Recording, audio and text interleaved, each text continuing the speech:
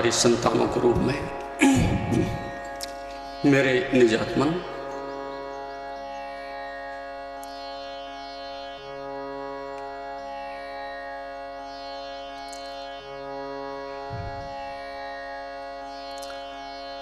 इस संसार में अध्यात्म के जगत में एक समस्या सदैव मनुष्य के समक्ष खड़ी रही है। बहुत बड़ी चुनौती है वह,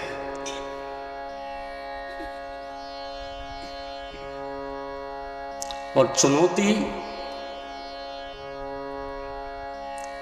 जब तक समाधान नहीं बनती उतने से पहले कितने भी उत्तर दिए जाएं,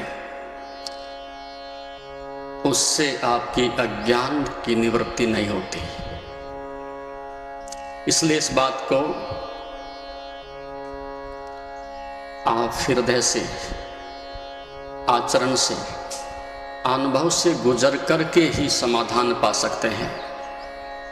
योग के मौलिक सिद्धांतों में से सबसे अधिक जो मौलिक सिद्धांत है और जो सबसे अधिक जटिल समस्या है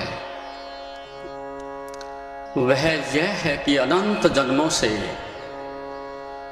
कर्मों के इतने बीज बोने के बाद, इतने संचित कर्मों का एक भंडार तुम्हारे ऊपर संचित हो जाने के बाद, एक दुखों का महासंग्रहालय बन जाने के बाद, क्या कोई मार्ग बचता है कि तुम मुक्त हो जाओगे? ये समस्या बहुत जटिल रही है। वेद शास्त्रों से लेकर के और अब तक ये समस्या ज्यों की त्यों जटिल और जटिल और जटिलतम होती जा रही है। और जब तक पुराना नहीं मिटता आप नए की आशा नहीं कर सकते। जब तक अतीत नहीं मिटता तो नए का सृजन नहीं हो सकता। और अतीत में तुम दुखों के, इच्छाओं के, संस्कारों के एक महासंग्रहालय हो। और फिर आप योग के मार्ग पर भी आ गए, मुक्ति का एक उद्देश्य बना करके उस दिशा में कदम भी रख दिए, तुम्हें इस बात के प्रति स्वयं भी संदेह होता होगा कि जो इतना संचित कर लिया उसका क्या होगा। उसको हम पड़ोसी को नहीं दे सकते, पत्नी को नहीं दे सकते, गुरु को नहीं दे सकते।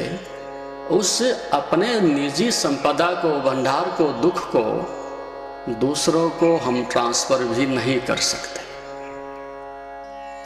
उससे हम आंख बंद कर लें और मुक्त हो जाएं, ऐसा भी नहीं कर सकते। और उसके साथ हम रहते ही रहें, ऐसा भी हम नहीं चाहते। कौन चाहेगा इतनी पीड़ा के साथ जीवित रहना? कौन चाहेगा इतने दुखों में, महानरक में जीवित रहना?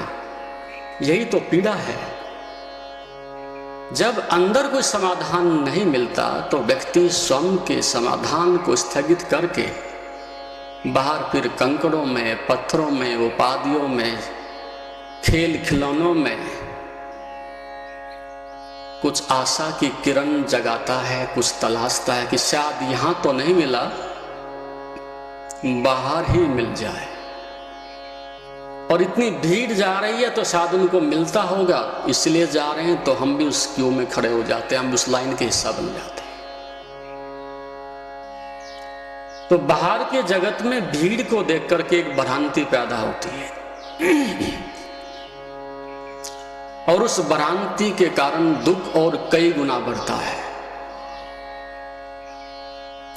तो योग के मौलिक सिद्धांतों में इस प्रश्न का उत्तर जितने सुंदर ढंग से, जितने सुंदर शब्दों से भगवान पतंजलि देते हैं, अन्यत्र मैंने कहीं पढ़ा नहीं, सुना नहीं। होगा, मैं नहीं कहता। कितने बड़े विषाद से, दुख से, नरक से कैसे मुक्त हो जाएं। तो भगवान पतंजलि कहते हैं घबराओ नहीं, हमारे पास समाधान है। क्योंकि जिसके पास समाधान है वही अध्यात्म है, और जिसके पास समस्याएं हैं वो संसार है। तो अध्यात्म के पास समाधान है। हम न चाहें तो बात अलग है, लेकिन उसके पास समाधान है। तो ऋषियों ने हमसे जब ये प्रश्न पूछा, भक्तों ने पूछा, तो उसका उत्तर भगवान पतंजलि एक छोटे से सूत्र के माध्यम से देते हैं। बहुत प्यारी बात है, और आप लोगों में एक आशा की नहीं, एक परिवर्तन की, एक दीप जलाने की, एक जीवन को ऊंचा उठाने की ज्वाला पैदा हो सकती है। इतना निराश होने की जरूरत नहीं, आत्महत्या करने की जरूरत नहीं, पलायन करने की जरूरत नहीं। आज भी तुम्हारे हाथ में बहुत बड़ी संपदा है।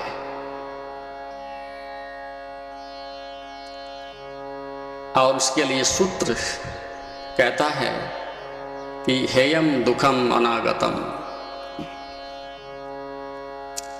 छोटे से सूत्र में भगवान पतंजलि ने मनुष्य की काया पलट करने के लिए, उसके समस्त तामस को, अंधकार को दूर करने के लिए एक इस प्रकार की अग्नि फूंक दी है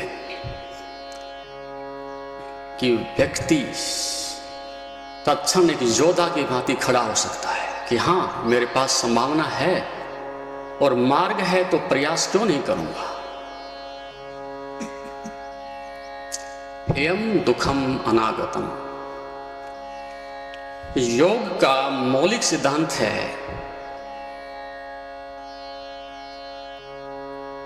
अतीत से मुक्त करना। थोड़ा सा गहराई से समझिएगा। अतीत जो तुम्हारा पुराना रहा है, शास्त्रीय भाषा का शब्द है अतीत। अतीत से मुक्त करना और भविष्य को बंद करना और वर्तमान को जगाना। कितनी बातें हुई? 3 बातें। ये योग का मौलिक सूत्र है, मौलिक सिद्धांत है, और मनुष्य के रूपांतरण करने की बहुत बड़ी कला है। अतीत से मुक्त, भविष्य को बंद और वर्तमान में महाजागरण। तो भगवान पतंजलि कहते हैं हेयम दुखम अनागतम। आने वाले समस्त दुखों से तुम मुक्त हो सकते हो। भविष्य में जो बोए हैं उनसे भी मुक्त हो सकते हो। कैसे? जो जा चुका है उसके लिए आप अब कुछ भी नहीं कर सकते, और जो आने वाला है उसके लिए कुछ भी सोचना नाहक पागलपन है। जिसका जन्म ही नहीं हुआ उसके लिए कल्पनाएं करना, उसके लिए चिंतित होना, वो मूढ़तापूर्ण है। जिसको देखा ही नहीं, सुना ही नहीं, जन्म नहीं हुआ, उसके लिए भी तुम चिंतित होते हो, सपने बुनते हो। तो जो बो चुके हो उसके लिए एक शब्द प्रयोग करते हैं, वो ते प्रति प्रसव है या सूक्ष्म।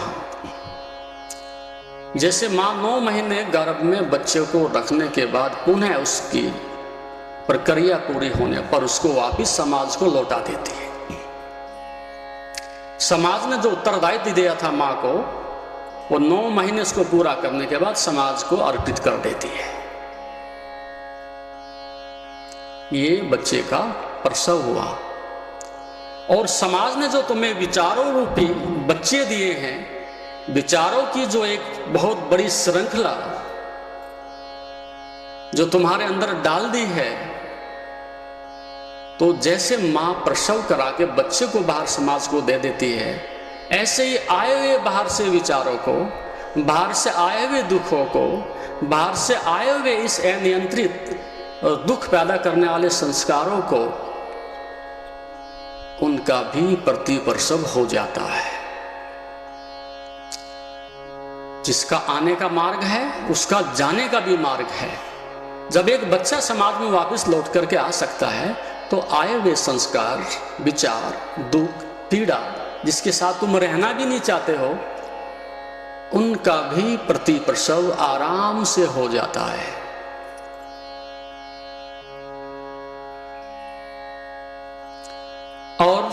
भविष्य को बंद कर देना, ये 3 बातें हो। तो भगवान पतंजलि कहते हैं कि वर्तमान को आप जीने लगो, वर्तमान को आप प्रेम से, आनंद से, शांति से उसका उपभोग करने लगो। उस वर्तमान में आप जाग सको, और जो आपके पास आयु बची है, शक्ति बची है, समय बचा है, उस वर्तमान में एक भी बीज जो बोना है उसमें सोच के, समझ के, विचार के, निर्णय करके, मनन करके तब आपने उस इंद्रियों को आगे बढ़ाना है, तब आपने कर्म का बीज बोना है। अब ऐसा मत करना जैसा कि तुम अतीत में बेहोशी में, मूर्छा में, मूर्खता में, पागलपन में, बेहोशी में बीज डालते रहे और डालते रहे, जब फसल लगी और फल कड़वे आए फिर आप चीखे, रोए। तो उसका उपाय बताते हैं प्रति प्रसव। वो मैं बताऊंगा अभी कैसे प्रसव हो जाएगा, सब विलीन हो जाएगा, कोरे कागज की तरह से हो जाओगे। तो पहला कार्य आपका, वर्तमान में जो संपदा मिली है, वर्तमान का जो क्षण मिला है, यही शाश्वत है, यही सत्य है। और जब आप वर्तमान में होते हो तो आप प्लान नहीं कर सकते, आप योजना नहीं बना सकते उसे। तो आप एक क्षण संसार का सबसे बड़ा समय है। 24 घंटे नहीं होते, 100 वर्ष नहीं होते, एक क्षण संसार का सबसे बड़ा समय होता है। उसके बाद में फिर दूसरा क्षण आ जाएगा। क्षण क्षण करके ऐसे जो है बड़े बड़े कल्प बनते हैं, ब्रह्म दिन बनते हैं। तो सबसे बड़ा जो समय है 1 सेकंड, और 1 सेकंड में कितनी योजना बना लोगे आप। 1 सेकंड में आपका मन कितना दौड़ेगा भविष्य की ओर, 1 सेकंड में कितना दौड़ेगा आपका मन अतीत की ओर। उस एक क्षण का, वर्तमान का आपने उपयोग करना है, और वह उपयोग भी इससे पहले कि कर्म का बीज बोएं, आप बीच में ध्यान को ले आइएगा, आप बीच में विचारणा को ले आइएगा। करूं कि ना करूं, इस विवेक को बीच में ले आइएगा, और फिर आप उस कर्म को कर डालो। यदि इतना होश बीच में आ गया, इतना विचार बीच में आ गया कि इसमें कोई दुष्कर्म के फल तो नहीं लग जाएंगे, मेरे इस कर्म से मेरे मित्र को, मेरी पत्नी को, पड़ोसी को दुख तो नहीं पहुंच जाएगा इस वाणी से, इस विचार से, इस कर्म से, तो क्या आप कर सकोगे? मूर्छा में पाप करता है, जल्दबाजी में व्यक्ति पाप करता है। तो आज से आप ये एक संकल्प ले लें कि कर्म करूंगा, उसके बिना तो रह ही नहीं सकते। एनर्जी डायनेमिक है, मन रुक ही नहीं सकता बिना कर्म के। या तो वो अस्तित्व के लिए कर्म करे, मुक्त होने के लिए कर्म करे, या फिर तुम्हें नरक में डालने के लिए दुष्कर्म करे। कर्म के बिना तो मन रह ही नहीं सकता, या सदकर्म या दुष्कर्म, या पाप या पुण्य। चुनाव तो करना ही पड़ेगा, और जब चुनाव करना तुम्हारी स्वतंत्रता भी है। परमात्मा ने तुम्हारे ऊपर किसी को नियंत्रण करने के लिए किसी ऑफिसर को नहीं बैठा दिया है कि तुम निर्णय नहीं कर सकते, तुम स्वयं निर्णायक हो।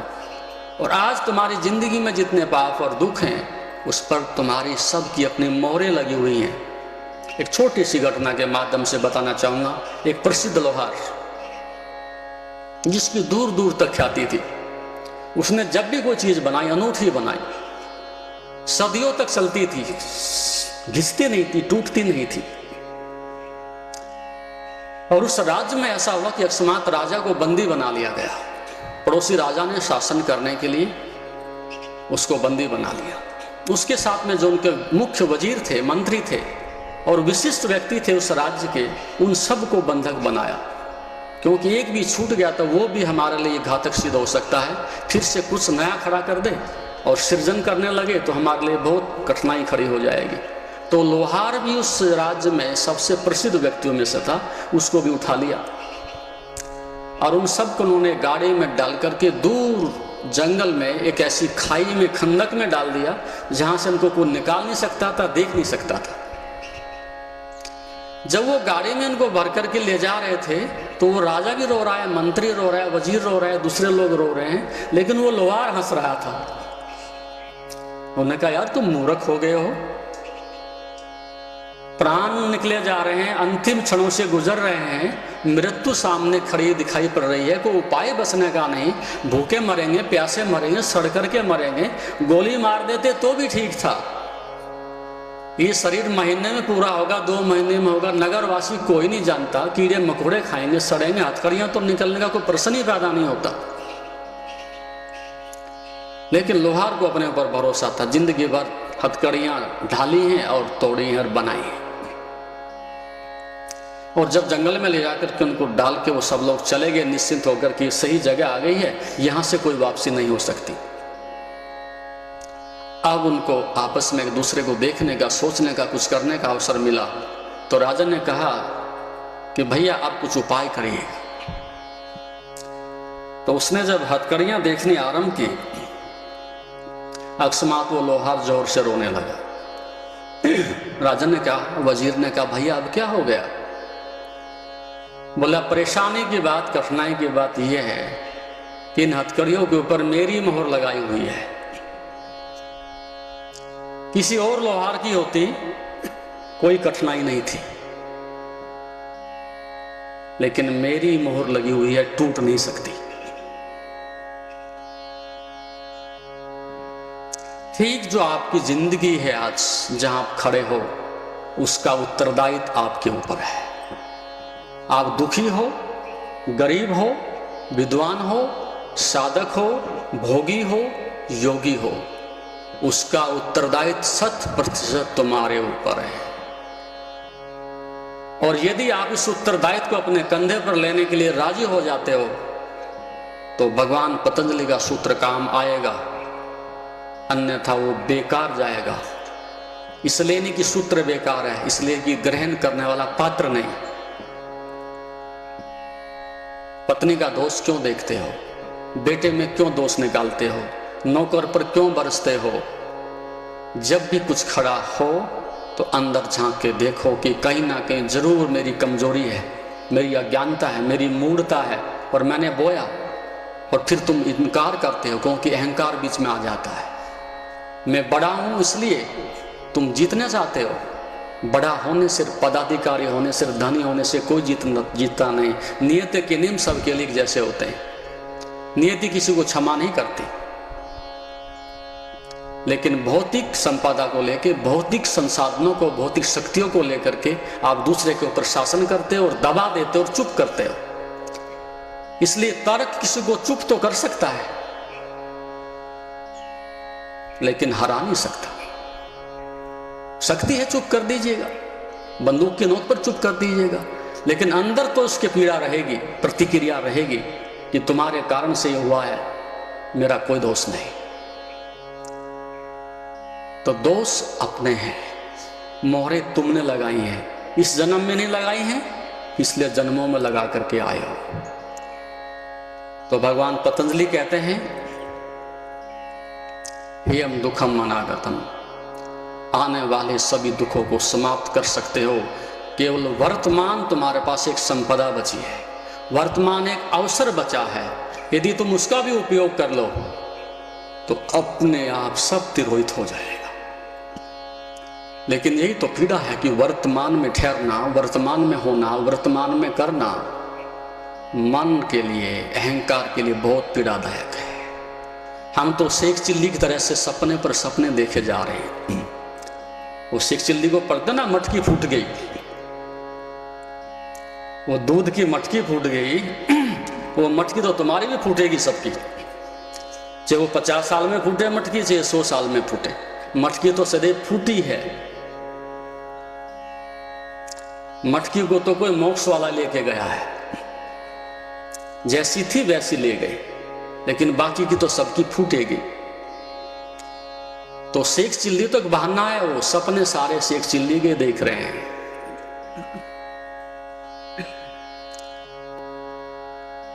तो सपने प्रजननशील हैं, एक पैदा होता है, अकेला नहीं आता, वो 10, 20 को, 50, 100 को और लेकर के आता है।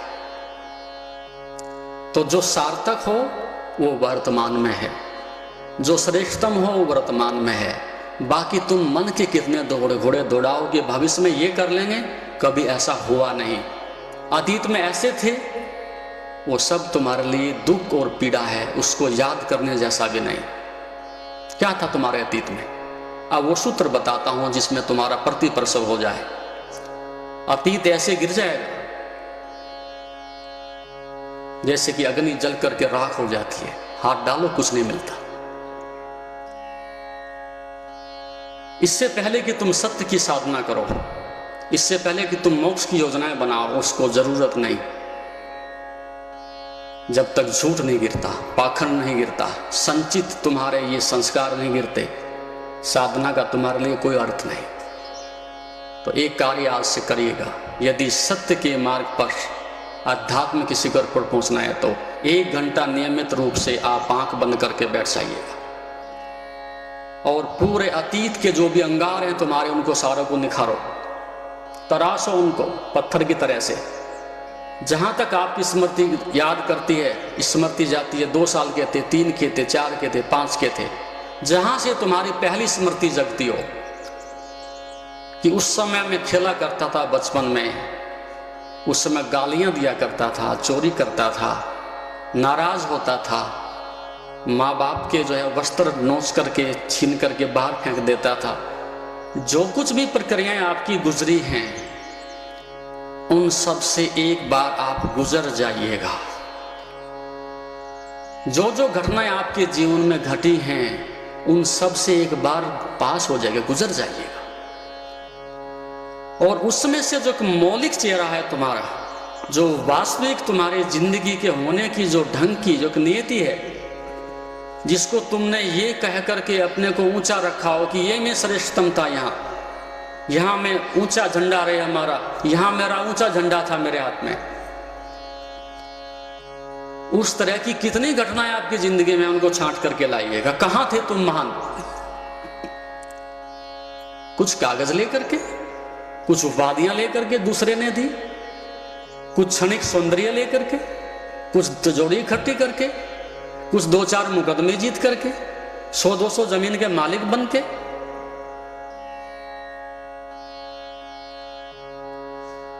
कौन सा श्रेष्ठ कर्म था तुम्हारे अतीत में वो, जिसके कारण से तुम अपने को वर्तमान में कह सको कि बड़ा महान था मेरा अतीत? किसने छीना? कौन सी संपदा थी अतीत में तुम्हारे पास जिसके लिए तुम मनुष्य कहलाने के अधिकारी बनते हो? क्योंकि स्वामी जी जैसा कह रहे थे, वे मनोरभव वेद का मंत्र है, मनन किया है, विचार किया है, दूसरे का कल्याण करूंगा ऐसा भाव रखा है, तभी तो मनुष्य बनेंगे। एक कर्म भी ऐसा तुमने किया हो अतीत में मनोरभवा कि मननशील होके किया हो, विचारशील होके किया हो, दूसरे का हित हो ऐसा सोच के किया हो। और यदि मनुष्य होने की भी पात्रता नहीं है, जबकि सूत्र को पूरा कर देता हूं जो स्वामी जी के समय के अभाव से पीछे रह गया होगा, उसमें 2 कड़ी बाद में जुड़ती हैं।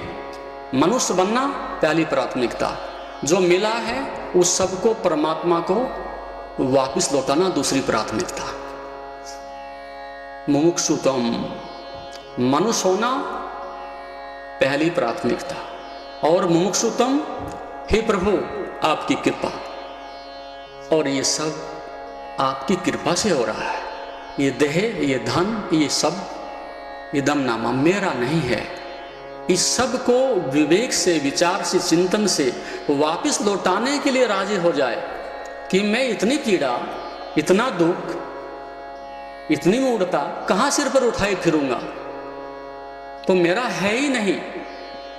और जब मेरा नहीं है तो फिर उसके प्रति लगाव क्या है, अटैचमेंट क्या है, आसक्ति क्या है? था उसका, टूट गया तो ठीक है, और बन गया तो ठीक है। तो मुमुक्षुतम, जब तक वैराग ना हो, मनुष्य होके भी तो अधूरा है, फिर भोगेगा, और कितने दिन तक भोगेगा? और जब अतीत के 50 सालों में भोग करके क्षण भर के लिए भी शांति नहीं मिली, तो तुम्हें चाहे 50 लाख जन्म दे दो, तुम ही तो होंगे। पिछले जन्म में भी आप ही थे, और आज भी आप ही, और अगले में भी आप ही होंगे।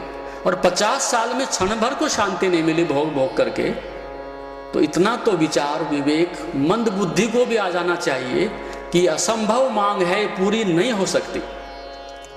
जो हम परमात्मा से मांग रहे हैं असंभव बात है, पूरी नहीं हो सकती। कौन किसके भोगों से तृप्त हुआ है। तो अतीत में 1 घंटा डेली देखना, कौन सा महान कार्य किया मैंने जो मनुष्य होने के योग्य भी हूं मैं, तो अहंकार जल करके भस्म हो जाएगा, हाथ जोड़ के खड़ा हो जाएगा, महाराज पीड़ा तो मैंने ही पहुंचाई है, क्षमा करिएगा मुझे। लेकिन नियमित 1 घंटा भोजन ना मिले गुजरना है और ढूंढना है कौन सा काम श्रेष्ठ कर दिया मैंने, तो प्रतिप्रसव हो जाएगा। दोहराने जैसा भी नहीं, सुनने जैसा भी नहीं, देखने जैसा भी नहीं। 1% भी तुम्हारा मन जैसे उल्टी आती है दूसरे की उल्टी को देख करके, अपने ही विचारों को देख के, जीवन को देख के तुम्हें उल्टी आएगी। क्या याद करूं मैं इसको, क्या मैंने सृजन किया है इसमें, कौन सा मैंने महान कार्य कर दिया है, स्वयं दुख भोगा है और दूसरों को दुख पहुंचाया है। तो अतीत बंद हो जाएगा, मुक्त हो जाओगे भविष्य से। तो अतीत से मुक्त हो जाओगे और भविष्य उसी का तो दर्पण है अतीत का, जो किया है फिर भी तुम वही मांग रहे हो, नरक पैदा किया और फिर नरक मांग रहे हो, तो वही तुम्हें भविष्य में ले जाता है। तो वर्तमान का मतलब यही है, जो मिला है बो दूं और जल्दी बो दूं। और जब पुण्य के बोओगे तो फसल जल्दी आने लगेगी, बहुत जल्दी आएगी। और यदि सही अर्थों में बोओ तो अगले क्षण ही फसल में फल भी लग जाएंगे। निष्काम कर्म का अर्थ है नो एंड हियर, यही मोक्ष, लेकिन उसको तुम्हें आरंभ करना पड़ेगा। तो भगवान पतंजलि ने सूत्र दिया, बहुत प्यारा, बहुत सुंदर। तो इसलिए आप अतीत से मुक्त, भविष्य बंद, वर्तमान में जागरण, जो बोया है उसका प्रतिप्रसव, और मोहर तुमने लगाई है, उत्तरदायित्व आपका। ओम शांति। जैसा कि आप जानते हैं, शरीर को स्वस्थ और मन को शांत बनाने के लिए योग ही एकमात्र साधन है। जीवन को योगमय बनाने के लिए व योग दर्शन के मर्म को आत्मसात करने हेतु गुरुदेव के आशीर्वचनों को श्रवण करें। उनके द्वारा दिया गया मार्गदर्शन आपके जीवन में सकारात्मक बदलाव लाएगा। अगर आप पतंजलि योग दर्शन सीखना चाहते हैं और इस प्राचीन ज्ञान को अपने जीवन में शामिल करना चाहते हैं तो हमसे संपर्क करें। हमारे योग सत्र न केवल आपके शरीर को स्वस्थ बनाएंगे बल्कि आपके मन और आत्मा को भी संतुलित करेंगे। अधिक जानकारी के लिए हमें नीचे दिए गए विवरणों पर संपर्क करें। हमारे साथ इस योग यात्रा की शुरुआत करें और अपने जीवन को शांति और सकारात्मक ऊर्जा से भरें। धन्यवाद। आपका दिन शुभ हो। ओम नमस्ते।